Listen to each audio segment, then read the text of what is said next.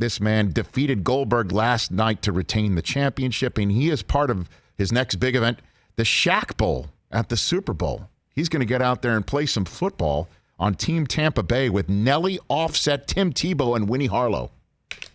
How about that? That's how Shaq's going to roll coming up on Super Sunday. So Anthony Anderson's part of that team too. Look at that. Against Team Kansas City, Diplo, Ezekiel Elliott, Olivia Culpo, Quavo, Steve-O, and The Miz. I stopped listening after Olivia Culpo. Okay, sorry about that. My bad. He is none other than WWE champion, WWE superstar Drew McIntyre here on the Rich Eisen Show. How are you, Drew? Oh, fantastic, lads. Thank you for having me. No, thank you for coming on this show. So you dusted off Goldberg last night, huh? Oh, I certainly did.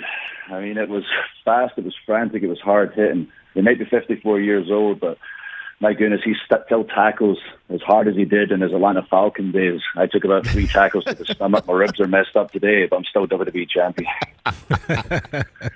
That's right. Goldberg did have a cup of coffee with the Atlanta Falcons back in the day. He did play some football, Goldberg.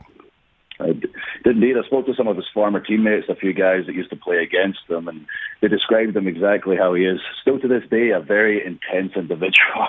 I mean, I guess, what is it like for you, as you know, and I want to get into your ascension into the person you are today, to look in the ring and that entrance last night? My gosh, there was more fireworks there than maybe we're going to see in the Super Bowl coming up on Sunday.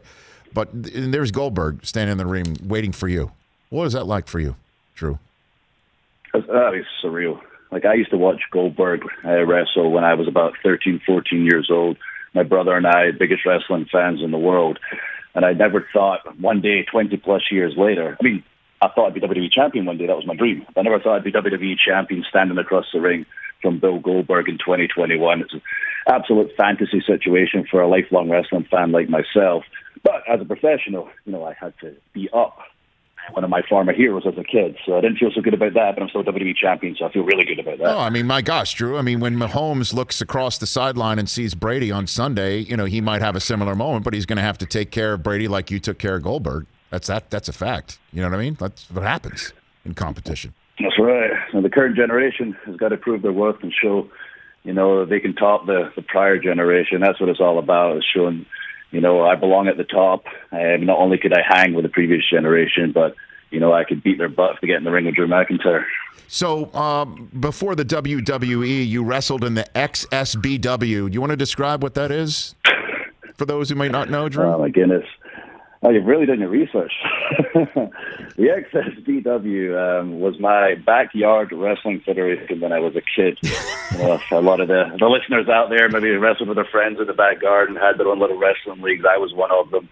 My buddies and I would get together, put on our little wrestling matches, film it in a camcorder, think we were the greatest wrestlers in the world. I promised myself that footage would never see the light of day. But somehow WWE got their hands on it and they released it to the world. What do you mean they got there? So the camcorder footage of you wrestling in the Extreme Scottish Backyard Wrestling, that's the league, correct? That, if I'm not mistaken. Yeah, that's correct. How'd they get their hands on this tape, Drew? How'd that happen? Oh, my good friend in Scotland was the holder of all that footage, and he was working directly with them to get, you know, old pictures, old video clips of me for a documentary. Little did I know he was going to release everything to them. So how did you get your start? How did that happen? How do you go from your backyard in Scotland to what we're seeing today, Drew? Oof. It was quite the journey. When I wanted to, you know, get to WWE, I'm from Ayr, Scotland, a country of 5 million people. WWE is a faraway American thing that nobody really from the UK had ever done. Nobody from Scotland had been signed to WWE ever. And I was going to do whatever it took to make my dream come true. I talked about it my whole life. I obsessed about it my whole life. I asked my mother to let me go to the only wrestling school in the UK, which was a 12-hour drive to where I grew up. She said no, age 12, no, age 13, age 14, and finally age 15. She said, okay, if you're keeping constant contact, I talk to the promoter, you go with your buddy, and you can start the dream. And I used to travel 24-hour round trip just to learn, how to wrestle. There was nothing in Scotland at the time, and that's what I did for the next year. As often as I could go, as often as I could afford, I would travel down 24 hours to that wrestling school, apply my craft, started wrestling in the independents, started the modern-day Scottish wrestling scene, and the whole time staying at school, And I went right through school all the way to college, got my degree in criminology. And that very year, my last year of university, I got signed by WWE, 21 years old, the first ever Scotsman signed. So if you didn't get that signature by the WWE, what were you going to do with your criminology degree, Drew McIntyre? As far as I'm concerned, there's no plan B. But I've been criminology because I've always been interested in that area, and I figured, man, wrestling's full of some really weird people. So I'm going to be able to profile them all and figure them all out if I get a degree in criminology. So it was all part of the wrestling plan. So there was no plan. So I'm glad Plan A is unfolding still to this day, Drew. I'm pleased to hear that. So what's the craziest thing you did, either in your backyard or whatever, to that you wouldn't be able to attempt even now? As a wrestler, what's the craziest thing you've done? I used to jump off some high places. Our wrestling ring, just to clarify, was an old nasty ass mattress on the grass. And in Scotland, the weather's not good, so usually it was raining, it was muddy, there was this nasty mattress. Very unhygienic to think back on it. But I used to jump off of very high places and land on that very thin mattress.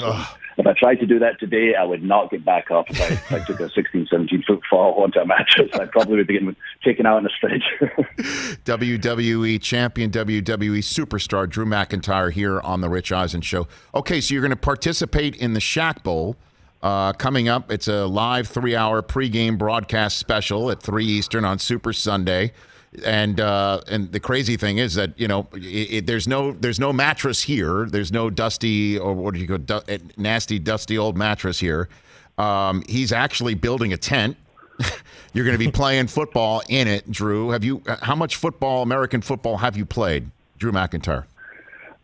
Oh, I've played a whole bunch of zero. I played a lot of football, like soccer. Yes. When you kick it with your feet. Yes. Being from Europe. But no, I've never played American football before. I've become a big fan of it over the past couple of years. Very excited to see Tampa Bay finally, get some form and be in the Super Bowl. I've grown up in Tampa. It's my American hometown for 13 years. So I'm excited about that. But the way I figure it, I'm representing Team Tampa. The Miz, fellow WWE superstar, is on Team Kansas City. I'm sure he's played it his whole life. Yes. But no matter what sport it is, even if I've never tried it, I'm certainly better than the Miz. Okay, so let's walk through it here. Do you want to? I guess since you say you played zero football, would you prefer to play defense or offense? Which one do you think you can bring your best ability to, Drew? Let's walk through this. I feel like I could do a little bit of both. Like if I was on the defense, I get the opportunity to run down some people. If I'm on the offense, I get the opportunity to run down some people. I feel like I'll be most effectively used the more damage I can do to everyone being 6'5", 270 pounds. Whenever I can crush some people, I'm having a good day. Okay, so let's just say, Drew McIntyre, you're lined up across from The Miz, and you're getting the football. What happens next? I'm just going to run him down anyway. Even if he's not directly in front of me and he's throwing me the football, I'll go out of my way to find him, run his ass down, and then I'll score a touchdown. And do you have a celebration all booked? That's part of the NFL experience is you score and then you celebrate. Do you have something like that already lined up, Drew? Oh yeah. I've got a celebration I used to use in my soccer days when I was a kid. Whenever I would score a goal. Part of my wrestling matches, whenever I get knocked down towards the end, I do a nip-up, the move when you lie on your back and jump to your feet. And at my size is visually impressive. So I've got a little routine of forward rolls into nip-ups and whatnot I used to do when I was a kid. So it's been about 20 years, but I'm still going to break it out. There you go. It's like riding a bike, I'm sure. Celebrating a score is like riding a bike. So were you 6 feet? I hope so. There's going to be a lot of people watching. I was about to say, that's right. So were you when did you become 6'5"? Were you a soccer player? A football player at 6'5"? Were you that tall? Yeah, I was.